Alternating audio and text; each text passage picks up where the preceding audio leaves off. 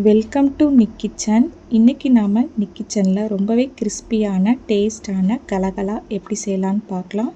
இதை மைதா பிஸ்கெட்டுன்னு சொல்லுவாங்க. இதை நம்ம செஞ்சு வச்சிட்டோன்னா 1 மாதம் வரைக்கும் கெட்டு போகாமல் இருக்கும். நல்லா கிறிஸ்பியாகவும் டேஸ்ட்டாகவும் இருக்கும். இப்போ இதை எப்படி செய்யலான்னு பார்க்கலாம். இதுக்கு நான் 2.5 கப்பு போல் மைதா மாவு எடுத்திருக்கேன். நீங்கள் பாதி அளவுக்கு மைதாவும் கோதுமை மாவையும் கூட எடுத்துக்கலாம். 1/4 ஸ்பூன் உப்பு சேர்த்துக்குங்க. இதை சேர்த்துட்டு நல்லா கலந்து விட்டுக்குங்க. 1/4 கப்பு ரவை சேர்த்துக்குங்க. அடுத்ததாக 2 சிட்டிகை அளவுக்கு ஆப்ப சோடா மாவு சேர்த்துக்குங்க. அப்போ தான் நல்லா கிறிஸ்பியாக இருக்கும். அடுத்ததாக ஒரு மிக்ஸி ஜார் எடுத்துக்குங்க. இதில் 3/4 கப்பு போல் சர்க்கரை சேர்த்துக்குங்க. இது கூட 3 ஏலக்காய் சேர்த்து இதை நைஸாக பவுட்ரு பண்ணி எடுத்துக்குங்க. இப்போ அரைச்ச சர்க்கரை பொடியை மைதா மாவு கூட சேர்த்து நல்லா கலந்து விட்டுக்குங்க. இப்போ மாவு எல்லாத்தையுமே நல்லா கலந்து விட்டதுக்கப்புறமா இதில் 4 ஸ்பூன் பட்டரை நல்லா உருக்கிட்டு சேர்த்துக்குங்க. பட்டருக்கு பதிலாக நெய்யை கூட சேர்த்துக்கலாம். இந்த மாதிரி சூடு பண்ணி நம்ம மாவில் பிசைஞ்சு எடுக்கும் போது மாவு ரொம்ப சாஃப்டாக இருக்கும். தண்ணி ஊற்றி பிசைகிறதுக்கு முன்னாடி இந்த மாதிரி மாவை நல்லா பிசைஞ்சு எடுத்துக்குங்க.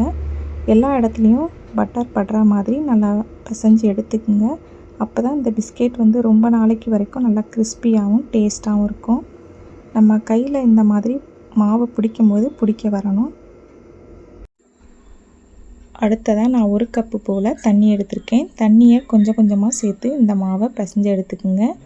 ரொம்ப லூஸாக இல்லாமல் சப்பாத்தி மாவு பதத்துக்கு இந்த மாவை நல்லா பிசைஞ்சு எடுத்துக்குங்க. மாவு நல்லா சாஃப்டாக வர்றதுக்காக இதை 1 மணி நேரம் ஊற வச்சிடலாம். இப்போ 1 மணி நேரம் கழித்து இதை ஓப்பன் பண்ணி பார்க்கலாம்.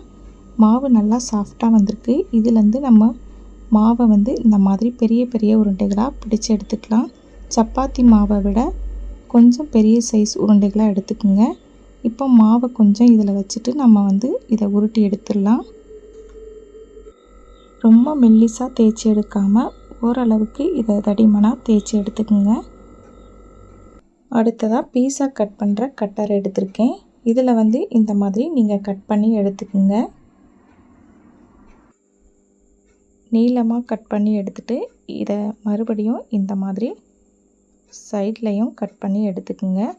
கத்தி இருந்தால் கத்திலையும் நீங்கள் கட் பண்ணி எடுத்துக்கலாம். ஒரு பேட்ச் மாவை நான் கட் பண்ணி எடுத்திருக்கேன். இப்போ கடாயில் எண்ணெய் சேர்த்துக்குங்க. எண்ணெய் நல்லா காஞ்சதுக்கப்புறமா அடுப்பை மீடியம் ஹீட்டில் வச்சுக்குங்க. இப்போ நம்ம கட் பண்ணி வச்சுருக்க மாவு எல்லாத்தையுமே எண்ணெயில் சேர்த்துட்டு ஃப்ரை பண்ணி எடுத்துக்கலாம். நம்ம போட்ட மாவு எண்ணெயிலேருந்து மேலே மிதந்து வரும்போது இந்த மாதிரி கரண்டி போட்டு இதை கலந்து விட்டுட்டே இருங்க.